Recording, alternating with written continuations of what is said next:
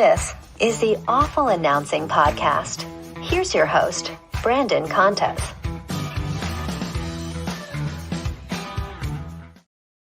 Alrighty, welcome to episode 49 of the Awful Announcing Podcast. I'm your host, Brandon Contes, and this week we have six-time Emmy Award winner John Brinkus joining us. You probably would recognize him from SportScience. He also is now the founder and CEO of Brinx TV, which we will certainly get into. John, thanks so much for coming on the podcast today. I think we're over 15 years removed from SportScience debuting on Fox Sports Network, later moving to ESPN.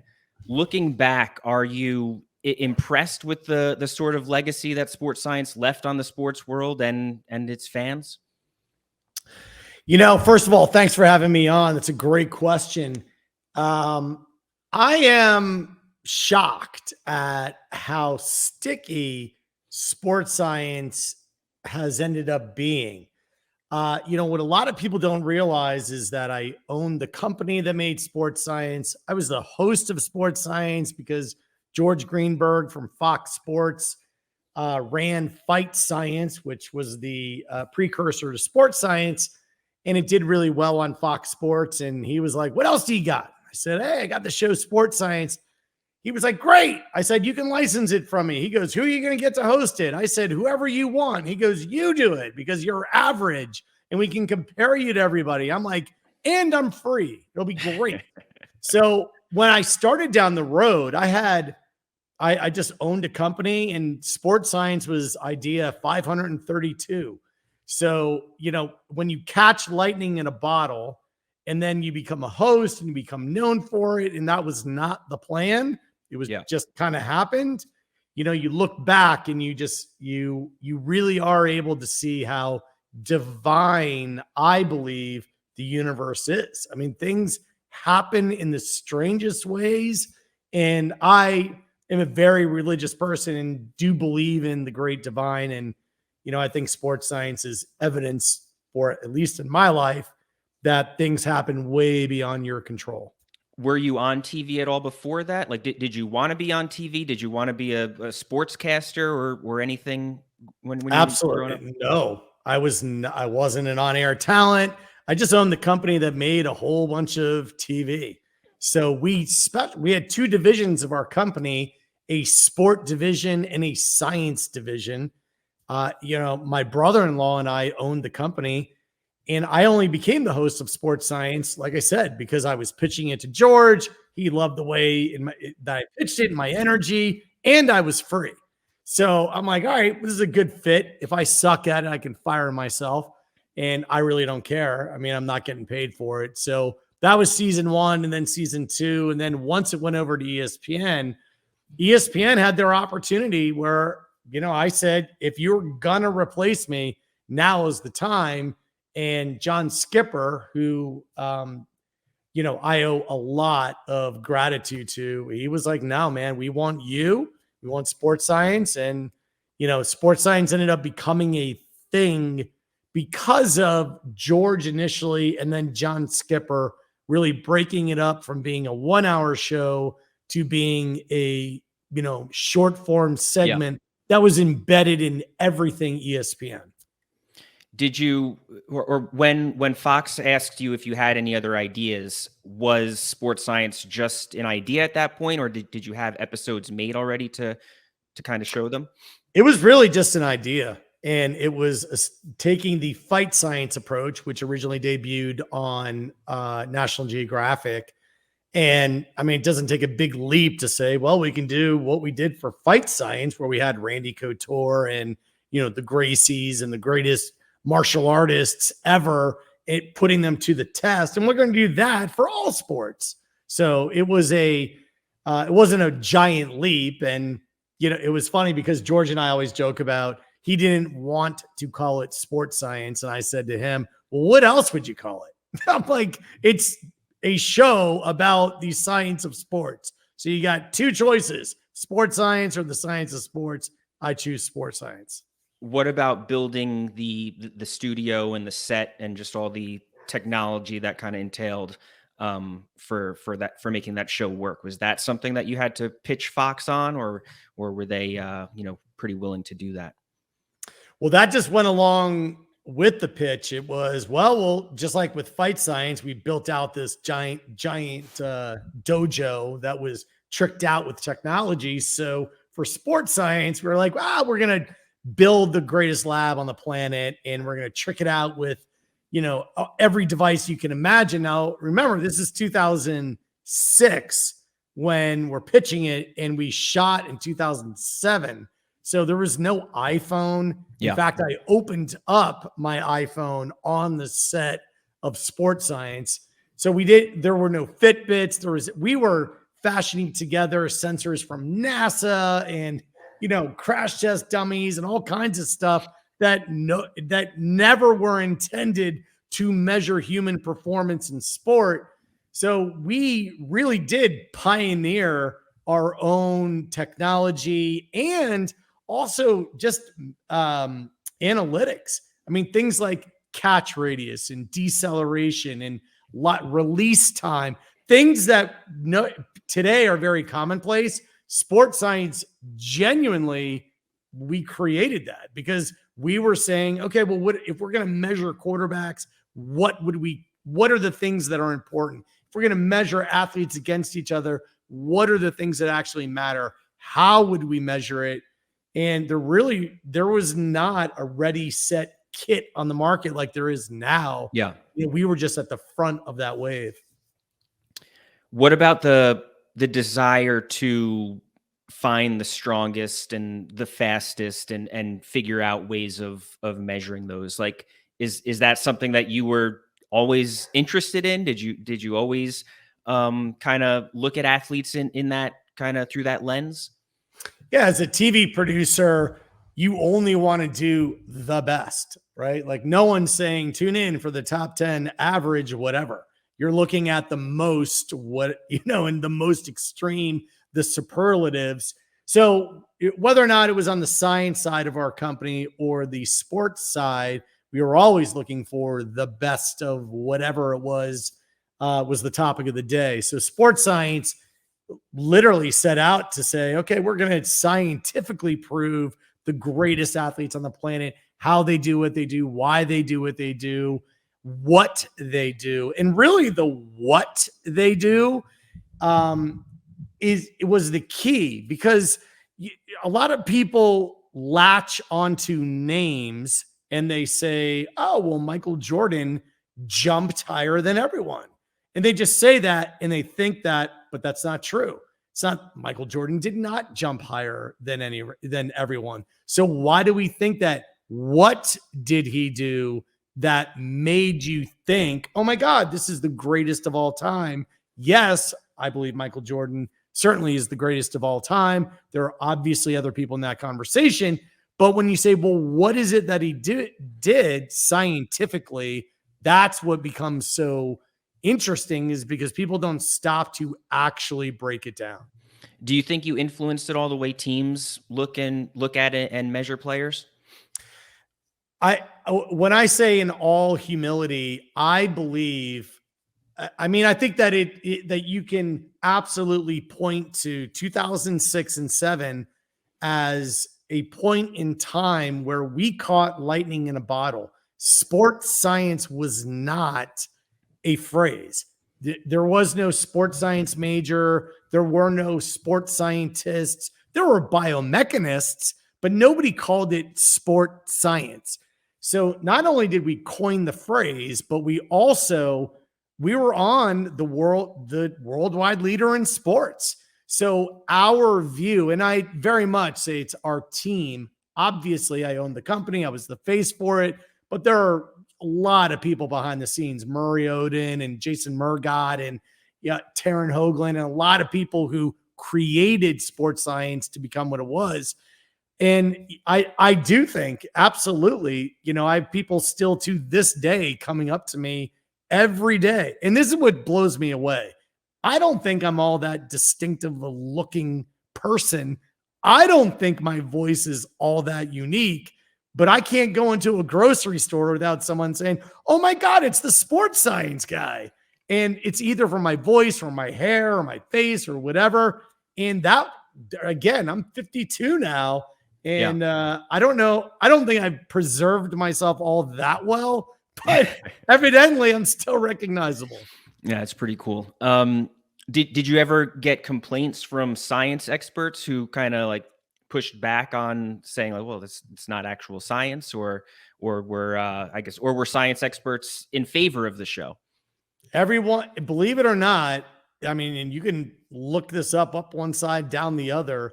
We had nothing but love showered upon the show. And that was because we were very deferential to genuine experts. I mean, obviously, John Brenkus doesn't know everything. John Brenkus knows some things, but we always found, whether or not it was, Dr. Greg Rose for golf, or, take Tom House for throwing and baseball. I mean, you find the world's expert, someone who knows everything about one thing, highlight them and really take their science and frame it in a way that's digestible to the general public.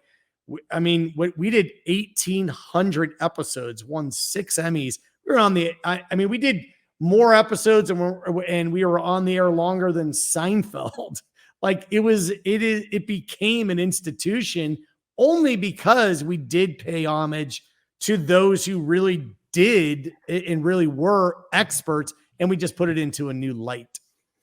1,800 episodes. Is there one that stands out? I mean, it's probably hard to when you look back on all those different things that you did, but is there one that's on top of mind that kind of stands out, that was the results were more surprising than the rest? The one that really stands, when people say pick one from 1,800, you always have to say you can't just pick one. But if I were to pick one, I'd say the very first one, which was done with Skywalker, who was a street baller, and he was going to dunk over a car. We put a car in the middle of the key. This is way before Blake Griffin did it, and he did it a completely different way. But we did an actual, you're jumping over a car to dunk a basketball. And I'll never forget, the reason why it's so memorable is, first of all, this was the very first segment. Second of all, you have a car in the middle of a key and you're going to have somebody jump over it. Third of all, I'm, looking at, the crew, and I'm like, well, what happens if he doesn't make it? So, like, what happens? I hope he makes it, and thank God he did. What about, is there one experiment or test that went wrong?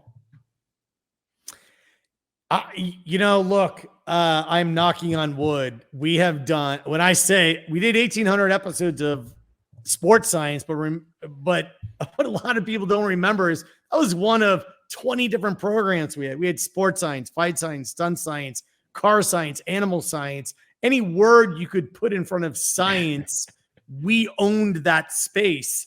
And when I say we did thousands of experiments, when you're producing TV, I got to make sure nothing goes wrong, because it's on camera, it's in front of everything. So I worked with just an incredible group for so long. Thank God nothing ever went horribly wrong. Sometimes some things didn't work out, but we're very blessed because of all the people who put in the time, energy, and effort it takes to make sure you're keeping people safe and can also make entertaining TV at the same time. Did the pro athletes that participated, did they get paid to participate? No. Yeah, that was a big secret sauce, is that, when we originally pitched the show, we didn't pay anybody for SportScience. We've never paid anybody for Fight Science. The idea that as a TV producer, you're having someone on, you want the right people, and paying people to be on a show like SportScience, you're not going to get the right person. They're going to have their hand out there. And if you pay somebody $1, it's going to be $2 for the next and $3 for the third. It just goes up. So we, fortunately, our very first guest that we booked, or very first athlete that we booked, not the first segment we shot, was Jerry Rice. So Jerry Rice said yes, and then everything else fell in place from there because Jerry would do it. But remember, Fight Science came before it, and we had Randy Couture. And if Randy did it and Jerry Rice did it, who are you to say no? And, that's really where you find greatness, is that people are not doing it for money. There are many, many, many shows that try to pay their way to get the best. And I've always believed that the best are not doing it for money. They're doing it because they're genuinely curious. Who came up with the ideas for all these segments? Like, was part of it based on athlete availability, or did ESPN, even when you went to ESPN, were they coming up with suggestions, or was it mostly you and your team of? It was really myself and the internal team, and when you do 1,800 of anything, you obviously develop a rhythm. You've got a list of things you want to do, and then you have a list of people who are coming in, and you end up matching those things up as they come along serendipitously. Sometimes it's the athlete that spurs an idea, or it's the idea that spurs the athlete. Did you like the show better as the hour-long show, or the segments that were put into SportsCenter and other shows on ESPN? Yeah, I mean, it was all part of the journey. Loved, both approaches. At the end of the day, everything is just a short form segment stitched together into a longer form show. John Skipper is really the one at ESPN who said in 2009, he said short form programming is going to take over everything. Yeah. SportScience is going to lead the way. I didn't come up with that. He did. And he's really, I mean, when you say, I use the word genius very sparingly, John Skipper was the genius to say, you know what? SportScience will be interesting, really interesting, if it's 1 to 3 minutes all the time on every possible property on ESPN, rather than just being parked as one show for, an hour. Yeah, and I think getting inserted into a brand like SportsCenter is certainly not a bad thing. Monday Night Football or the Masters or the NBA Finals, and right. That's really why, my Q factor within the sports world was and is off the charts, because I'm in those massive properties as opposed to being the host of a block of time. I was transportable, and it really was the very first transportable property with short form programming. And I say that because I didn't come up with it. John Skipper did. When did you stop hosting and working on SportScience segments for you? So that was 2018. And after SportScience, I had to say, okay, what am I going to do? Now I got to tell you, I am an A+++ personality. Retiring is just not an option. So even though I did well with sold SportScience, sold the company, I was like, you know what am I going to do with my time? And I said, I want to make the ultimate platform, the ultimate single screen experience where that fuses together content, commerce, and community. And that is what is now Brinx TV. When did you start working on Brinx, and when did it launch? Yeah, so we started working on it in 2018, and it really had a set of rolling soft launches and initiatives, and now it's really taken hold. We're very blessed. We have not only we've launched properties called the GOAT Code, as an example, with the Pro Football Hall of Fame Media Village, where every Hall of Famer now gets their own, they get a bronze bust, gold jacket, and GOAT Code segment, where we're breaking down the science behind the greatest of all time. So it's John Brinkus presents the GOAT Code. Very grateful for that partnership. We also have the NIL House that has over 2 million viewers per day, that looks at all endorsement deals that are being done with my co-founder in Brinx, Rob Vaca. He and I are the hosts of the show, and we do that as a daily show. We also have Marcellus Wiley. Yep. We also have deals with fringe sports. And when people say fringe sports, There's a company called PLN that we're an investor in, and also the free-to-play platform for. PLN has sports like slap fighting and car-jitsu. And yes, it's jujitsu in a car. And we just put on an event called Car in a Bar. And Car in a Bar, just that event, had way over 100 million impressions. And really, for us, I believe, is a tipping point where people are now discovering Brinx TV because of Car in a Bar. But we have been around since 2018 in some sort of form. Now it's really taken, it's now congealed because it's marrying a system where we have this ultimate single screen experience. Bid, buy, or bet with Brinx Bux that are loyalty points, just like credit card points or airline miles. Every minute you watch, every dollar you spend, every time you bang your ex in the middle of the screen. Yes, we are the only platform that pays you to bang your ex. And you get Brinx Bux. There's our headline. That's right. We're the only platform to pay you to bang your ex. I mean, what other platform are you going to be on? So the Brinx TV, BRINX.TV, you can it's on every OTT platform. It's on every app store. So on iOS and Android, or you can just get it on the web, Brinx.TV. If you don't have an account, you're missing out because we're the only platform to pay you to watch TV. You get 1,000 Brinx Bux that you get to apply for discounts and free products just for signing up. Yes, I was going to ask what is merging content, commerce, and community mean, but I guess part of it is that the concept of Brinx Bux, and like what kind of stuff can you get with it? Like, are we talking, so like, is it like old school arcades where you get 2,000 tickets and a plastic slinky, or is it like legitimate items out of? Well, first of all, don't offend plastic slinkies by saying they're not legitimate. I mean, you remember a plastic slinky? That's legitimate. And by the way, we don't have plastic slinkies, but just because of you, we're gonna have plastic slinkies. So we do have the absurd. So, we've got burrito blankets and soon plastic slinkies, and also have sponsor merch. We're brand funded content. So if you're a brand and if you are paying someone to be an endorser, then you want someone to be able to buy your product right there.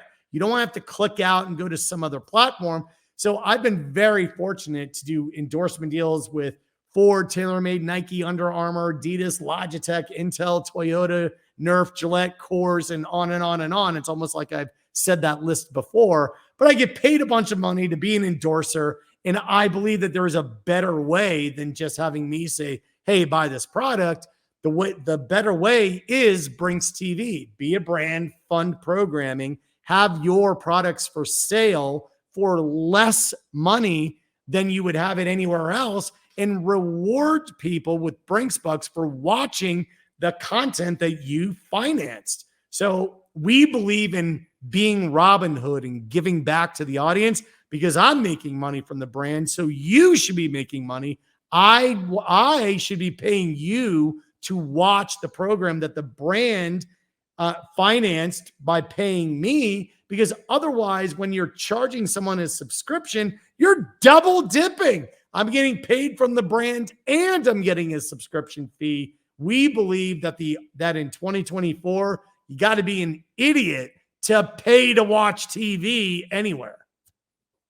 How do you measure whether somebody is just has the screen like playing in the background versus they're watching and they're engaged, like in terms of? Well, you can ask Nielsen that, because one Nielsen box measures 50,000 people. You look it up on the internet. That is true. If there's a Nielsen box, how do you even know there's one person watching, much less 50,000? So, that question gets answered needs to be answered by everyone. I mean, who knows if someone's watching this, listening to this? Doesn't really matter, right? Your device is on and the stream is going. That we know, well, there's got to be somebody on the other end, right? Somebody started it. And in the case of Brinx TV, you're only getting one Brinx Bux per minute that you're watching. So there's a lot better ways to get Gotcha. Brinx Bux, which Yeah. is hitting the X, buying products, bid buying, and of course, betting. We are the ultimate bettable platform. So just to give you an idea of how sticky our platform is, our 24/7 channel has an average watch time in the month of April of over 23 minutes. That includes people who go in and out in a second. Last month in April, we issued more than 400 quadrillion Brinx Bux. It's a lot of Brinx Bux. The X gets hit more than 30 times per second. It's like I'm SportSciencing the analytics of the Brinx TV platform. 30 times a second, every single second, 24/7. So there's a massive community now part of Brinx TV. And Brandon, you're behind because you didn't know if we had plastic slinkies or not. You mentioned Marcellus Wiley having a show there. What's his role with Brinx, and how'd you get connected with him? Marcellus and I became buds back in, I think he was on SportScience, and then we both worked at ESPN. And Marcellus is as real as they come. We are an authentic network, really believe in giving people a platform for their authentic voice. Obviously, we, Brinx TV, are not censoring anybody who's on the platform. And Marcellus, as a good friend and trusted source by the public, is a perfect fit. And he's part owner in Brinx TV. And then you mentioned the GOAT code earlier. I know that's one that we've actually covered that at Awful Announcing, but if you could just give like a little explanation of what that show is. The GOAT code is cracking the code on the greatest of all time. So we've already done, we probably have 30 episodes already in the can. Marcus Allen and Champ Bailey and, Warren Moon. We just had Dwight Freeney. Every athlete for the Pro Football Hall of Fame gets a bronze bust, gold jacket, and their own GOAT code segment. Got to check it out. Just type in Brinx TV. You do not need an account to watch anything. You just don't get paid Brinx Bux unless you sign up for an account, but you can just type in the GOAT code. It really is the next level of breaking down why somebody is the greatest of all time. How close do you think professional athletes today are to the point of perfection? So I imagine you're asking that because of The Perfection Point, which is my New York Times bestselling book. The answer to that is, in some sports, we're really close, like the marathon. We as a species have been running vast distances for a very long time. That means you have a very big sample size. In terms of throwing a baseball, you have a huge data set, 1 million pitches thrown just in the US alone every year, just at the major league level, not including college, not including the minor leagues, not including Japan and Cuba and South America. I mean, there are a lot of pitches thrown. So when you have massive data sets, you're getting close to the perfection point. Of the four major sports, NFL, NBA, MLB, and NHL, which one do you think has the most room for growth in terms of athlete potential? Like 30 years from now, which sport are we going to look back on and say that these athletes have really progressed a lot in the last 30 years? I think all the sports are going to look pretty different, 30 years from now. Every sport is evolving and people are realizing, I don't know if that rule is a great rule or not. And then it changes the trajectory in the statistics. I mean, if you look at the NFL, the running back position has changed dramatically. The tight end position has changed dramatically. The quarterback position. So all of the sports will look different. I mean, completely different 30 years from now than what they do today. If you look 30 years, backward at the NFL, it's almost unrecognizable. I mean, they used to put out, here are the hardest hits on the planet, and they would play it over and over and over. And now they shudder anytime anybody gets hit. So it just looks completely differently. How much of being a great athlete do you think is genetics versus work, effort, and training? It all comes into play. In terms of percentages, It depends on the sport, the position, the athlete. What I will tell you is that the new frontier really is the psychological aspect. Yeah. Sports science, I believe that we opened up the gateway for analytics to just really permeate every sport. But the conclusion of sports science is, look, that's only part of the equation. It's not the equation. So you can moneyball this all that you want. You can say, hey, on paper, this is what's going to happen. But the psychological aspect can never be underestimated, because when you look at championships that are won or athletes that set a record, you usually have this crazy backstory as to how something happened that doesn't math out the way that you thought it would. With sports science, Brinx TV, and just kind of talking to you today, obviously it's clear that you're a very creative and motivated person. So I'm just curious if there are visions or passion projects that you've had that have not came to fruition that you kind of wish you were able to make happen. I've been in a very fortunate position, especially with Brinx, to make happen whatever we want to make happen. So when you start your own network and you got your own platform and you're able to say whatever it is that you want, we're in a very unusual position where we're answering to ourselves. We have very supportive investors. Among them is Trilith Studios. It's the largest television movie studio in the world. We as a team at Brinx TV, we're bending the universe one show at a time.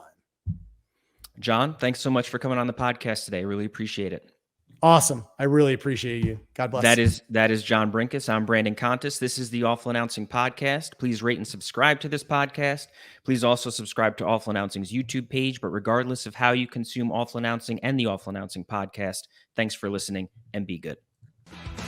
Thanks for listening to the Awful Announcing Podcast. For the latest news spanning the sports media landscape and more, check out awfulannouncing.com and follow us at Awful Announcing.